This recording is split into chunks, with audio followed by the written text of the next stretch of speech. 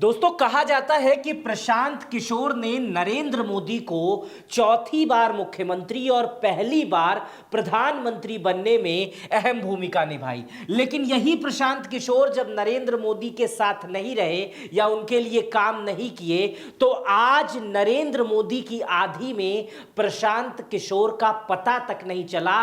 कहां गायब हो गई प्रशांत किशोर की पार्टी, ये दूर तलक दिख नहीं रहा है।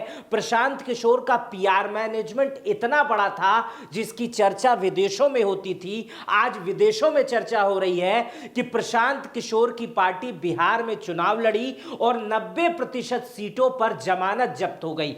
बहुत बुरी हार, इतनी बुरी हार बिहार में इतने बड़े प्रचार के बाद, इतने बड़े इन्वेस्टमेंट के बाद शायद अभी तक कम देखने को मिली है। और जिस व्यक्ति पर इतने बड़े बड़े तमगे हों, जिसके बारे में कहा जाता है कि इसने, प्रशांत किशोर ने एमके स्टालिन को मुख्यमंत्री बनने में अहम भूमिका निभाई, प्रशांत किशोर ने अरविंद केजरीवाल को मुख्यमंत्री बनाने में अहम भूमिका निभाई, इसी तरह इनके बारे में कहा जाता है इन्होंने जगन मोहन रेड्डी के लिए काम किया और उन्हें मुख्यमंत्री बनाने में अहम भूमिका निभाई, नीतीश कुमार और लालू जी की जोड़ी को बनाया और नीतीश कुमार को मुख्यमंत्री बनाने में अहम भूमिका निभाई, ममता बनर्जी और कैप्टन अमरिंदर सिंह के लिए काम किया और उन्हें मुख्यमंत्री बनाने में अहम भूमिका निभाई। लेकिन अपना एक विधायक नहीं बना पाए। 90% सीटों पे जमानत जब्त हो गई। इनके बारे में कितने पीआर काम करते थे चुनाव से पहले। इन्होंने जितने टीवी इंटरव्यू दिए हैं, शायद किसी बड़े नेता ने उतने इंटरव्यू नहीं दिए हैं। टीवी एंकर से ठीक से बात ना करना,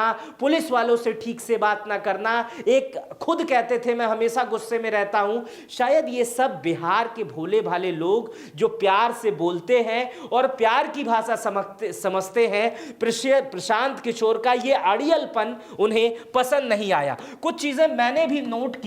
ये देखिए, ये मेरा थंबनेल है। ये मनीष कश्यप को इन्होंने अपने पार्टी में शामिल कर लिया और ये भी चुनाव हार गए, रितेश पांडे भी चुनाव हार गए।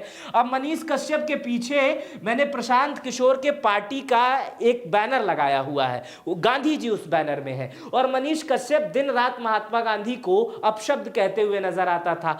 तो सोचिए, जनता यही समझने लग गई कि बैनर पे जिस व्यक्ति का आपने फोटो लगाया है, उस व्यक्ति को जो व्यक्ति अपशब्द कहता रहता है, आप उसके साथ खड़े होकर प्रचार कर रहे हैं, तो आपकी मनोस्थिति क्या है, आप किस पर काम कर रहे हैं। शायद जनता भी ये सब चीजें सोचने लगी। लेकिन प्रशांत किशोर के बारे में आज मैं आपको वो बातें बताने वाला हूं कि इन्होंने जो कुछ सितारे इकट्ठा किए थे, कुछ नगीने इकट्ठा किए थे, अच्छे लोगों को इकट्ठा किया था। इस पर मैंने भी वीडियो बनाया था कि इतने महत्वपूर्ण लोगों को प्रशांत किशोर चुनाव लड़वा रहे हैं, उनकी कितनी बुरी हार हुई है, कैसी हार हुई है, उसकी पूरी रिपोर्ट मैं आपको बता रहा हूं। साथ में आपको यह बता दूं कि प्रशांत किशोर के बारे में बताया जा रहा है, जो रिपोर्ट्स लिख रहे हैं कि 1280 दिनों तक पदयात्राएं की, घर घर गए, लेकिन इसका रिजल्ट जो है वो शून्य निकला। 98 करोड़ रुपए खुद निजी चंदा दिए, लेकिन इसका रिजल्ट जो है वो शून्य निकला। लगभग 1300 लोगों की बड़ी पीआर टीम इन्होंने बनाई,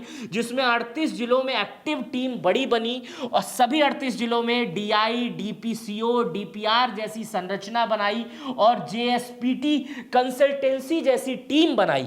लेकिन इसका रिजल्ट जो है वो शून्य निकला। जो पार्टी है ओवैसी साहब की, एआईएमआईएम और बीएसपी जैसी पार्टियां भी इनसे आगे निकल गईं, जिन्होंने बिहार में बहुत बड़े स्तर पे प्रचार नहीं किया है, हर सीटों पे चुनाव नहीं लड़े हैं। ओवैसी साहब की सीटें भी 2 ठो निकल गई, इससे पहले 5 निकली थी, लेकिन वो कम सीटों पे चुनाव लड़े। शायद वो 28 सीटों पे चुनाव लड़े, 2 सीटों पे जीत गए। इस मोदी की लहर में तेजस्वी यादव, राहुल गांधी, वीआईपी पार्टी के और तमाम लोग गायब होते हुए नजर आए, शून्य दिख रहे थे, बहुत कम सीटें आई। लेकिन उस स्थिति में अगर देखा जाए तो ओवैसी साहब की पार्टी ने बहुत बेहतरीन प्रदर्शन किया, बीएसपी ने अच्छा प्रदर्शन किया, अच्छा परसेंटेज लाए, 1 सीट भी उनकी आई। इसी तरह पूरे बिहार में प्रशांत किशोर को एक भी सीट नहीं मिल पाई और लगभग 90% से अधिक जगहों पर इनकी जमानत जब्त हुई। इनका जो रोहतास अपना खुद का जिला है और उनकी जो खुद की सीट है, मतलब जिस इलाके में वो रहते थे, करगहर, उसमें इन्हें सिर्फ 3 प्रतिशत वोट मिले हैं और जिले में जो 5 सीट है उसमें सब जमानत जब्त हो गई है। तो मतलब घर में ही चुनाव हार गए। बिहार की जनता इतनी भोली है या इतनी समझदार है कि नए आदमी को पसंद नहीं की या प्रशांत किशोर को नहीं पसंद की। हालांकि प्रशांत किशोर ने पीआर से लेकर और लोगों के बीच में जाने में कोई काम नहीं किया, हमेशा उनके जूते घिसते रहे, खूब इंटरव्यू दिए, गंदी शर्ट और गंदे कुर्ते की खूब चर्चा हुई, खूब सादे मीडिया बाजी हुई। लेकिन इन सब के बीच में प्रशांत किशोर की जो हार हुई ना वो बहुत बड़ी है। आइए देखते हैं कि कौन कौन सितारे जो प्रशांत किशोर उठा के लाए थे और वो बुरी तरीके से चुनाव हारे। सरफराज आलम की सीट थी जोकीहाट विधानसभा, अररिया क्षेत्र में आती है। ये पूर्व विधायक और लोकसभा सांसद रहे, लेकिन इन्हें जन स्वराज पार्टी में जो वोट मिले वो 35,354 वोट, ये ओवैसी के पार्टी से हार गए चुनाव। मुर्शीद आलम से इन्होंने 48,383 वोटों से हारा है और ये पहले भी सांसद रहे हैं, विधायक रहे हैं। इनके पिता जो है वो बहुत प्रभावशाली व्यक्ति थे और आरजेडी छोड़कर 2025 में ये जनसुराज में शामिल हुए थे और इनकी लगभग 50,000 वोटों से हार हुई है। इसी तरह प्रीति किन्नर, इनकी चर्चा खूब हो रही थी चुनाव से पहले कि प्रशांत किशोर ने किन्नर समाज के लोगों को भी टिकट दिया है, लेकिन इनकी हार भी बहुत बड़ी हुई। प्रीति किन्नर को 8,602 वोट मिले और इन्हें जेडीयू के सुनील कुमार ने लगभग 92,867 वोटों से हराया। ये समाज सेवी थी और ये काफी फेमस रही हैं, लेकिन वोट मिले कितने? 8,000 जनसुराज के नाम पे। इसी तरह लता सिंह के बारे में भी चर्चा खूब है। लता सिंह कोई मामूली महिला नहीं थी। लता सिंह जो है पेशे से वकील थी और इनके पिता जो थे, इनके पिता लता सिंह की जो पिता थे आरपीसी सिंह की ये बेटी है और ये पूर्व केंद्रीय मंत्री रह चुके हैं और इनकी ये जेडीयू के नीतीश कुमार की पार्टी में एक बड़ी भूमिका रहती थी। ये उनकी बेटी थी और इनकी जो बहन है लिपि सिंह वो आईपीएस है और ये बिहार के अस्थावा विधानसभा क्षेत्र से चुनाव लड़ रही थी, लेकिन बुरी तरीके से हार गई। लता सिंह को जनसुराज पार्टी से 15,962 वोट मिले और इनके प्रतिद्वंदी जितेंद्र कुमार जो जेडीयू से थे, इन्हें 74,880 वोटों से हराया है। सोचिए, लता सिंह एक बड़ा चेहरा था, लेकिन उन्हें सिर्फ 15,000 वोटों के आसपास मिला। इसी तरह की स्थिति शहनाज आलम की भी हुई। शहनाज आलम बड़े प्रत्याशी थे, शहनाज आलम बड़े डॉक्टर थे और बहररिया विधानसभा जो सिवान जिला में आता है उससे चुनाव लड़ रहे थे और पता ही नहीं कितने वोट मिले, इन्हें 3,750 वोट मिले। 8.8 करोड़ रुपए की संपत्ति इन्होंने बताई थी। बड़े डॉक्टर थे, बड़ा नाम था, लेकिन जनसुराज से वोट मिला 3,750। जेडीयू के प्रत्याशी से लगभग 90,000 वोटों से ये चुनाव हार गए। इसी तरह की स्थिति आरके मिश्रा साहब की हो गई। पूर्व आईपीएस अधिकारी थे, सब लोग इन्हें जानते थे, इनकी सीट काफी चर्चा से थी, दरभंगा से चुनाव लड़ रहे थे, 1986 बैच के आईपीएस थे, पुलिस प्रशासन में दशकों का अनुभव था, बहुत बड़ी भूमिका ये जनसुराज में निभा रहे थे। लेकिन इन्हें वोट कितने मिले? पहली बार चुनाव लड़े, वोट कितने मिले? 11,758 वोटों से हारे। लगभग 85,695 वोटों से ये हार गए। जनसुराज से चुनाव लड़ रहे थे और शुरुआती दिनों से जनसुराज के साथ थे, लेकिन बुरी हार हुई। रितेश पांडे परिचय के मोहताज नहीं है, बहुत बड़ा चेहरा है भोजपुरी इंडस्ट्री का, गाना गाते हैं, इनकी चर्चा भी खूब थी। इनके जब रोड शो होते थे तो उसमें खूब कलाकार आते थे, लाखों लोगों की भीड़ आती थी, लेकिन वोट पता है कितने मिले? 16,500 के आसपास इन्हें वोट मिले और वोटों से हारे ये 76,000। रोहतास जिले से चुनाव लड़ रहे थे, करगहर से ये चुनाव लड़ रहे थे और बहुत बुरी तरीके से माना जा रहा है ये चुनाव हारे। इन्होंने जब पिछला लोकसभा चुनाव हुआ था तो बीजेपी के लिए इन्होंने गाना गाया था, हम मोदी संगे रहब, इस टाइप के गाने गाए थे। वो गाने बहुत वायरल हो गए थे, लेकिन इस बार 2025 में जनसुराज से अपनी किस्मत आजमा रहे थे, लेकिन वोट मिले 16,500 जनसुराज से। मतलब इतने बड़े चेहरे के लिए जिसने इतनी बड़ी रैली की, उसके लिए यह शून्य माना जाएगा और बहुत बुरी हार मानी जा सकती है इसे। इसी तरह केसी सिन्हा की भी स्थिति हुई। सीट का नाम था कुंभ भारार और विधानसभा क्षेत्र पटना बिहार का था ये।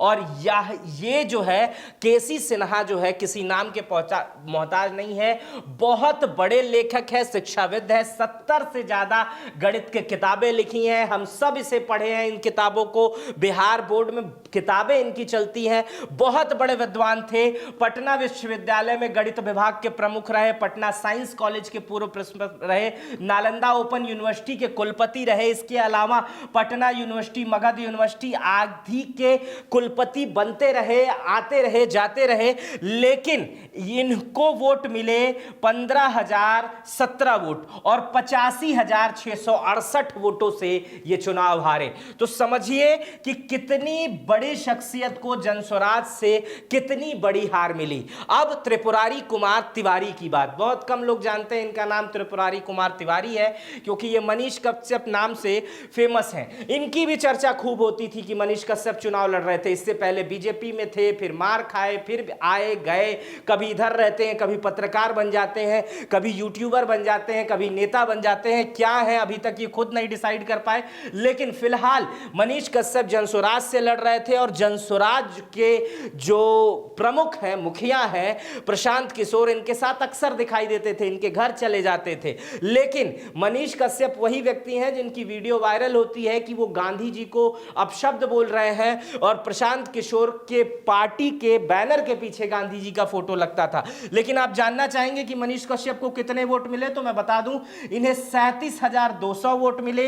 ये लगभग अभिषेक रंजन से कांग्रेस के उम्मीदवार हैं, उनसे 50,000 वोटों से हारे। इससे पहले ये चुनाव लड़ चुके हैं निर्दलीय, उसमें ये 10,000 वोटों 9,239 वोट 2020 में पाए थे। फिर बीजेपी में जुड़े, वहां भाव नहीं मिला, टिकट नहीं मिला, तो इसके बाद से जनस्वराज के साथ ये काम कर रहे थे। अब इन स्थिति समझिए कि प्रशांत किशोर के पार्टी जनस्वराज की कैसी है। मैथिली ठाकुर की जो सीट है, इस तरह की बहुत सीटें हैं, मैं सिर्फ एक सीट का उदाहरण दे रहा हूं।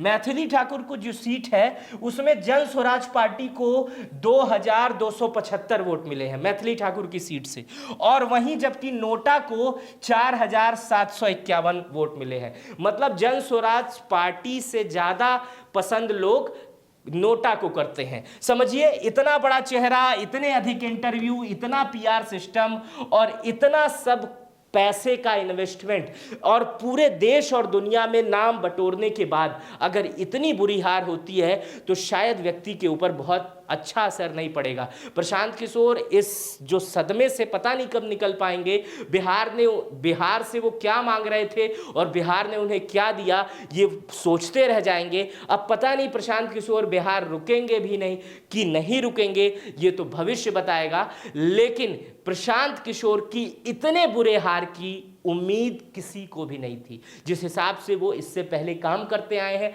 स्ट्रेटेजी बनाते आए हैं, उसी हिसाब से लग रहा था कि ये आदमी दूसरों को अगर इतना कर सकता है और अपने लिए स्ट्रेटेजी बना रहा है, 1,300 लोगों की टीम बना रहा है प्रोफेशनल की, जिसमें IIT IIM के लड़के काम कर रहे हैं, तो ये कुछ बड़ा जरूर करने वाला है। लेकिन बिहार के लोगों ने साबित कर दिया कि असली गणितज्ञ हम हैं। दुनिया की सारी राजनीति को हम ऐसे हवा में ऐसे बिठा के और सुरती में मल के ठोक के गर्दा बना के फेंक देते। बिहार ने एक बार फिर साबित कर दिया कि अरविंद केजरीवाल वाली स्थिति नहीं हो पाएगी कि अचानक एक छोटी सी पार्टी आएगी, बनेगी और दिल्ली में बहुत बड़ा नाम कर लेगी। बिहार है, शायद बिहार के लोग राजनीति को बहुत बेहतरीन ढंग से समझते हैं या नहीं समझते हैं। ये सारी बातें जो भी हैं वो आप कमेंट बॉक्स में बताइएगा कि क्या इस तरह की स्थिति होनी चाहिए थी, नहीं होनी चाहिए थी, या जो भी राय है आपकी वो जरूर लिखिएगा। अपना बेहद ख्याल रखिएगा। बहुत बहुत शुक्रिया।